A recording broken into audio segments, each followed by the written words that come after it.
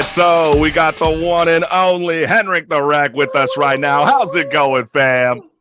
Pretty I like good, those pretty glasses good. you styling and profiling. You kind of giving me kind of like that Jalen Rose vibe. I mean, I feel like you make it rock way better than the man Oh, himself. you know what it is. Oh my Yeah, God. that's what's up, baby. I But love hey, you know, them. HenricK, it wouldn't be us to not put you through the ringer again. I know I didn't let you know about this, but you know, that's the beauty about this whole thing. We like to put you through the ringer, have some fun. So we're gonna have some game show music start hitting off. We're gonna set the tone for you, baby, because obviously I can see that HenricK the WrecK is styling it and profiling. So let's go ahead and kick it off with the very first question. Nickname King Koopa. Who is the arch nemesis of Mario? That would be Bowser. That is correct. And who is the voiceover actor for the new Mario movie? Oh, it's Jack Black, and he is killing it, it looks like. I like you on your point, baby. Question number 2. Which video game character has a sidekick named Tails? Oh, Sonic the Hedgehog. Oh, he is on fire. I like this. We're going to keep this rapid fire movement going. In 2010, what prince did Jake Gyllenhaal play based off a popular video game? 2010, Jake. Oh, didn't he do Prince of Persia? That is correct, and that's what we call Nice, whitewashing nice. for everybody. That was one of the worst casting decisions ever, and you would have thought that we would have learned from this from now. Obviously, we haven't. Let's go into question number 4. What is the name of the motion sensing peripheral for the Xbox 360 and Xbox One? That's the Kinect, the failed accessory. You are on fire. I think there's something going on with the glasses where it's giving you an extra mojo. I think there's something going on. I think, damn, you looking sexy, my friend. I like that. So let's go into question number 5. Which game console introduced different shapes to the 4 buttons on their controller? I would probably have to say PlayStation, right? That is correct. There is no A, B, X, and Y. They're all just, triangle, square, X, and circle. See, you're doing pretty good. See, I thought that was going to be kind of the trick question, but let's bring it in to current now. Which video game this year earned $1 billion in just 10 days? I'd probably have to say it's probably Call of Duty. You are on top of your shit. I like that, man. You absolutely correct. The brand new Call of Duty Modern Warfare 2 crossed the 1 billion mark in sales in just 10 days. That is totally insane, especially considering how crazy. Warzone 2 just came out this week. So let's bring on some of the heat. It's not going to get easier from here, okay? So question number 7. What F-Zero driver appeared as a fighter in Super Smash Brothers? Falcon Punch, Captain Falcon. Captain Falcon. Okay, see, I thought I was going to trick you a little bit, but let's that keep was it with my main pick in Smash Brothers. So, and why so? Why was he so dominant? It was because of that kind of quick burst? Oh yeah, easy damage and quick. So, easy pick. I like that, baby. Well, hey, let's keep it with the whole Nintendo 64 realm, because what's the name of the vibrating attachment for the N64? Do you remember? I do. I had one. It's the Rumble Pack. I thought these were going to be some of the harder ones, Marissa. He's like really nailing it today. Through it. I know. This is really, really well done. We got another one here for you. Which popular dining franchise is Atari's founder responsible for? Do you know this one? Ooh, that one's a tough one. That's probably the toughest one so far. Let's see. I'm not sure, honestly. Well, I'm going to have to give you a wrong for that one. It's actually Chuck E. Cheese, believe it or not. Is Chuck crazy. E. Cheese. Oh. I never knew that. That's really random, I feel like. I grew It's up very, there. very random. It was the only kid place that had pictures of beer. And so literally my mom would get a picture and be like, when this picture is done, we are leaving. You can thank Atari for that one, because we would have never had Dave and Buster, without the success of Chuck E. Cheese. So This true. is true. This is true. Right? And lastly, what is the first handheld console to use optical discs? And the PlayStation Portable or PSP?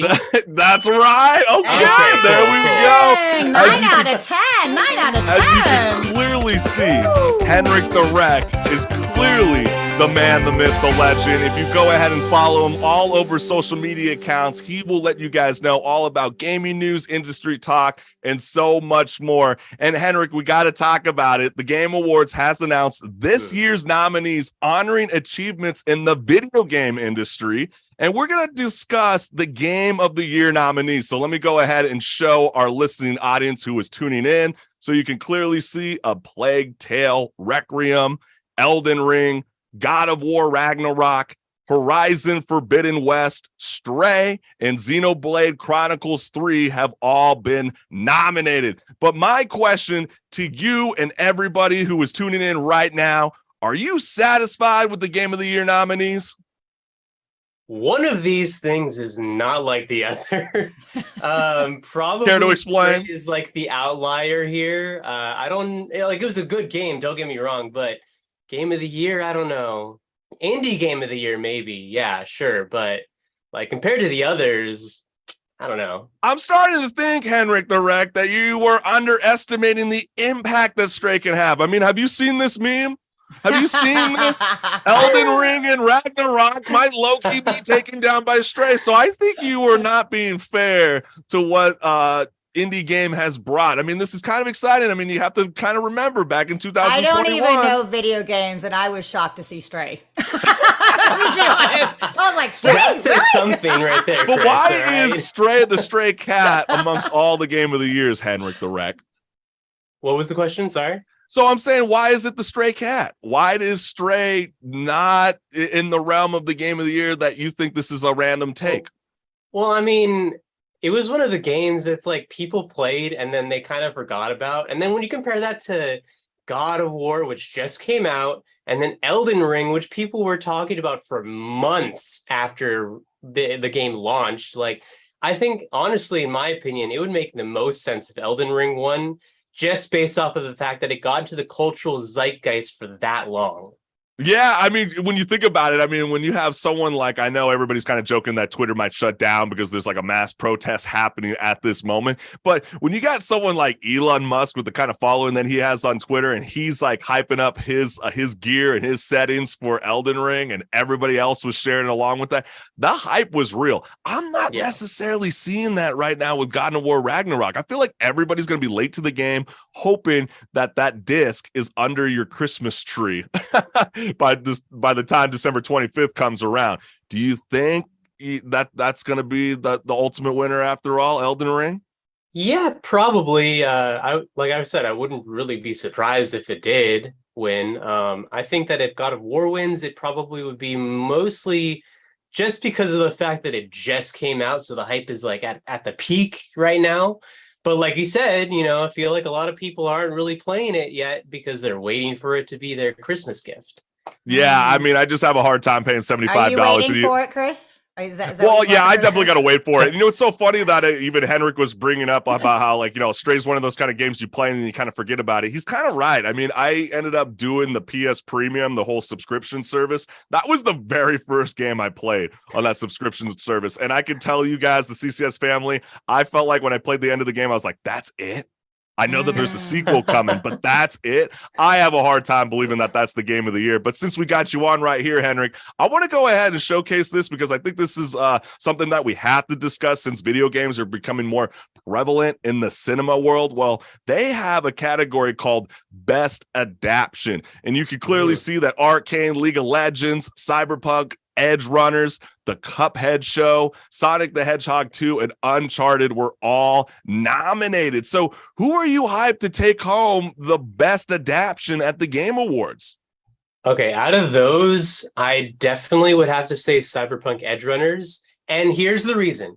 So not only is it a very great anime, if you have not seen it, I recommend it. 10 episodes, really not that long, but it gives you a whole roller coaster of emotions. And if you really look at how it affected people, you see that Cyberpunk 2077, the game that failed at launch, has now gotten so much attention because of the success of the show.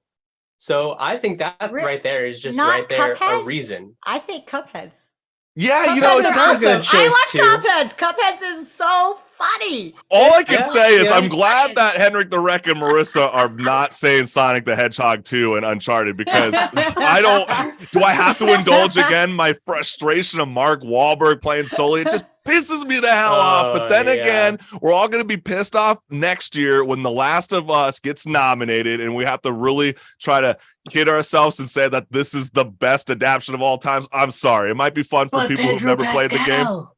Yeah, exactly. But we got to start moving on. But all I can say is, Henrik, I think you would be surprised. Best horror game is not a category at the Game Awards. They got best sports, they got best racing, they got best action and adventure. Why is horror games not even being highlighted? I think that's crazy, especially knowing you're very much into that whole horror survival world. Oh yeah. I think that is definitely a disservice to the genre, because I mean, yeah, we didn't get that many big horror games this year, but there's still plenty that get made every year, so why not? What was the horror showcase game that we them? talked about last time that had the very like biomechanic like where you're Yeah, it was the looking game at that you were What was playing, that? Henrik the Wreck. Yeah, that's Scorn. Yeah, that was So, good. Like how That was would have something been like that probably not easily nominated? a 'Cause part. that Well, looked actually, would have amazing. missed it. It came Oh, out in yeah. October because I think the Okay, maybe cutoff it's date next would have year been then. like late September. But yeah, Okay. Game Awards, if you're listening, hey, we got a spokesperson that'd love to come and join the show. That's Henrik the Wreck, and he can lead the charge with best horror game. But hey, we got to talk about this because obviously the nominations for the Grammy Awards came out, and for the first time ever in Grammy history, video games will have an official category for best score soundtrack for video games. So I actually got the sound bites. So us, the CCS family, along with Marissa Pitts and Henrik the Wreck, we're going to go ahead and check them out, and you guys can judge for yourself. So we got Call of Duty Vanguard, which is a little bit random. I thought that game was old. Guardians of the Galaxy, a little upbeat, not the funnest of games, in my personal opinion. Old World, maybe the old-time baby boomers are on that list. They might like Celtic music. Assassin's Creed, not necessarily fond upon, but people still played. And then we have Aliens. So just kind of hearing the mix right there, Henrik the Wreck. Are you jived about which one? Have you even thought about it?